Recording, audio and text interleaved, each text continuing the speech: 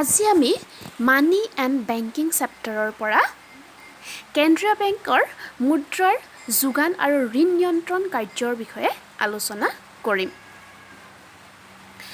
এখন অৰ্থনীতিত মুদ্ৰাৰ ক্ৰয় ক্ষমতা কমি গ'লে আৰু দৰ স্তৰ বৃদ্ধি পালে বা সামগ্ৰীৰ দাম বৃদ্ধি পালে অৰ্থনীতিখনত অস্থিৰ অৱস্থাই দেখা দিয়ে আৰু এই অস্থিৰ অৰ্থনীতিখনক সুস্থিৰ অৱস্থালৈ ঘূৰাই আনিবৰ বাবে কেন্দ্ৰীয় বেংকে বাণিজ্যিক বেংকৰ ঋণ সৃষ্টিৰ পৰিমাণ কম কৰি তোলে।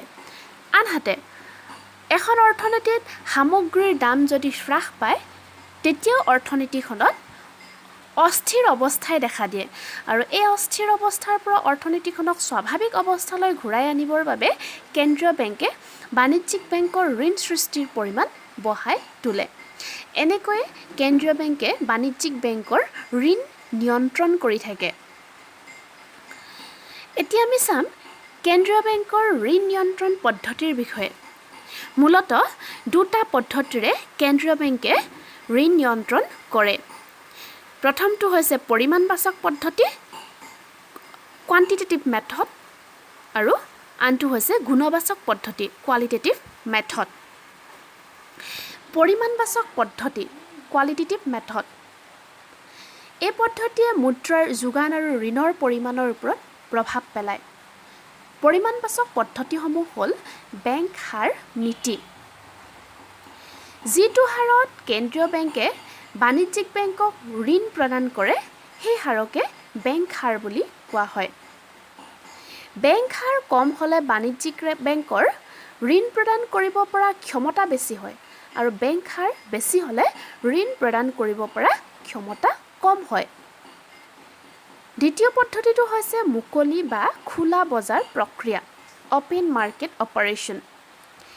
এই প্ৰক্ৰিয়াত কেন্দ্ৰীয় বেংকৰ দ্বাৰা জনসাধাৰণ আৰু বেংকৰ চৰকাৰী বন্ধকী পত্ৰৰ ক্ৰয় বিক্ৰয় নিৰ্দেশ কৰে। যেতিয়া কেন্দ্ৰীয় বেংকে বন্ধকী পত্ৰ ক্ৰয় কৰে তেতিয়া ই অৰ্থনীতিখনত নগদ জমাৰ পৰিমাণ বৃদ্ধি কৰে আৰু যেতিয়া কেন্দ্ৰীয় বেংকে বন্ধকী পত্ৰ বিক্ৰী কৰে তেতিয়া ই অৰ্থনীতি এখনত নগদ জমাৰ পৰিমাণ হ্ৰাস কৰি তোলে। আৰু এই নগদ জমা হৈছে উচ্চ ক্ষমতা সম্পন্ন মুদ্ৰা যাৰ ওপৰত ভিত্তি কৰিয়ে এখন দেশৰ বাণিজ্যিক বেংকসমূহে ঋণ সৃষ্টি কৰিব পাৰে। অৰ্থনীতি এখনৰ নগদ জমাৰ পৰিমাণ বৃদ্ধি পালে বাণিজ্যিক বেংকৰ ঋণৰ প্ৰৱাহ বৃদ্ধি পাব বা ঋণ সৃষ্টিৰ ক্ষমতা বৃদ্ধি পাব আৰু নগদ জমাৰ পৰিমাণ যদি হ্ৰাস পায় তেতিয়া বাণিজ্যিক বেংকৰ ঋণ সৃষ্টিৰ পৰিমাণো হ্ৰাস পায়। অন্যটো পৰিমাণবাচক পদ্ধতি হৈছে নগদ সংৰক্ষণৰ অনুপাত কেছ ৰিজাৰ্ভ ৰেচিঅ'।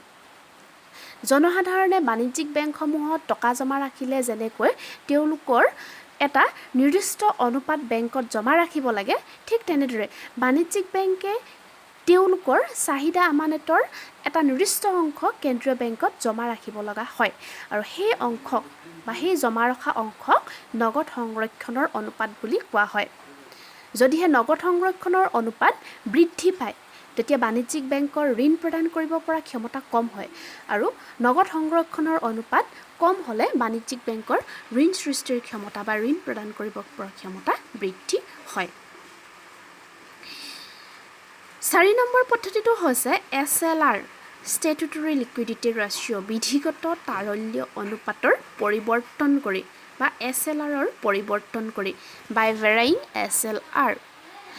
প্ৰত্যেক বেংকে তেওঁলোকৰ সম্পদৰ এক নিৰ্দিষ্ট শতাংশ নগদ হিচাপে বা আন তাৰল্য সম্পদ হিচাপে সাঁচি ৰাখিব বিচাৰে। ইয়াকে SLR বা বিধিগত তাৰল্য অনুপাত বুলি কোৱা হয়। SLRৰ পৰিমাণ বৃদ্ধি পালে বাণিজ্যিক বেংকৰ ঋণ প্ৰদান কৰিব পৰা ক্ষমতা কম হয় আৰু SLRৰ পৰিমাণ কম হ'লে বাণিজ্যিক বেংকৰ ঋণ প্ৰদান কৰিব পৰা ক্ষমতা বৃদ্ধি পায়। বাণিজ্যিক বেংকসমূহে এই তৰল সম্পদসমূহ নগদ জমা বা সোণ বা ভাৰবিহীন বন্ধকী পত্ৰ বা আন অনুমোদিত বন্ধকী পত্ৰ ইত্যাদি হিচাপত ৰাখে। এইকেইটাই হৈছে পৰিমাণবাচক পদ্ধতিকেইটা। এতিয়া আমি চাম গুণবাচক পদ্ধতিসমূহৰ বিষয়ে। গুণবাচক পদ্ধতিক বাছনিমূলক পদ্ধতি বুলিও কোৱা হয়। গুণবাচক পদ্ধতিসমূহ হৈছে প্ৰান্তিক প্ৰয়োজনীয়তা নিৰ্ধাৰণ ৰেগুলেশ্যন অফ মাৰ্জিন ৰিকুৱাৰমেণ্টছ।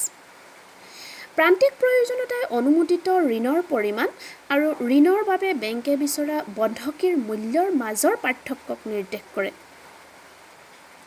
আৰু এই প্ৰান্তিক প্ৰয়োজনীয়তা নিৰ্ধাৰণ কৰি দিয়ে কেন্দ্ৰীয় বেংকে, যাতে বাণিজ্যিক বেংকসমূহৰ ঋণৰ এক নিৰ্দিষ্ট হাৰত বাণিজ্যিক বেংকসমূহে ঋণ প্ৰদান কৰিব পাৰে।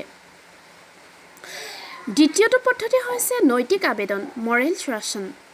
ই হৈছে কেন্দ্ৰীয় বেংকে ইয়াৰ ঋণ নীতিত সহযোগ কৰিবলৈ বাণিজ্যিক বেংকসমূহক কৰা অনুৰোধ বা সন্মতি পত্ৰ। সাধাৰণতে এই আদেশ বাণিজ্যিক বেংকসমূহে মানি চলে। তৃতীয়টো পদ্ধতি হৈছে বাছনিমূলক ঋণ নিয়ন্ত্ৰণ, ছিলেক্টিভ ক্ৰেডিট কণ্ট্ৰলছ। এনে পদ্ধতি ইতিবাচক আৰু নেতিবাচক দুই ধৰণে ব্যৱহাৰ কৰিব পাৰি।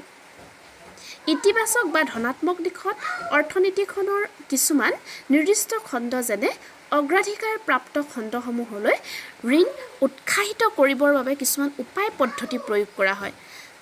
আৰু ঋণাত্মক দিশত বা নেতিবাচক দিশত কিছুমান নিৰ্দিষ্ট খণ্ডলৈ ঋণৰ প্ৰৱাহ বাধা দিবৰ বাবে কিছুমান পদ্ধতি প্ৰয়োগ কৰা হয়। চতুৰ্থটো গুণবাচক পদ্ধতি হৈছে প্ৰত্যক্ষ কাম, ডাইৰেক্ট একশ্যন। এই প্ৰত্যক্ষ কাৰ্যবোৰ হৈছে ঋণ অগ্ৰাহ্য কৰা, মৌদ্ৰিক জৰিমনা আৰোপ কৰা, বাণিজ্যিক বেংকৰ স্বীকৃতি বাতিল কৰা, বাণিজ্যিক বেংকৰ বিল পুনৰ বাৰ্তাকৰণ কৰিবলৈ অস্বীকাৰ কৰা ইত্যাদি। গতিকে এইকেইটাই হৈছে গুণবাচক পদ্ধতি। গতিকে আজিৰ পাঠত আমি কেন্দ্ৰীয় বেংকৰ ঋণ নিয়ন্ত্ৰণ সম্পৰ্কে আমি আলোচনা কৰিলোঁ। মূলতঃ দুটা পদ্ধতিৰে ঋণ নিয়ন্ত্ৰণ কৰে, পৰিমাণবাচক আৰু গুণবাচক পদ্ধতিৰ দ্বাৰা।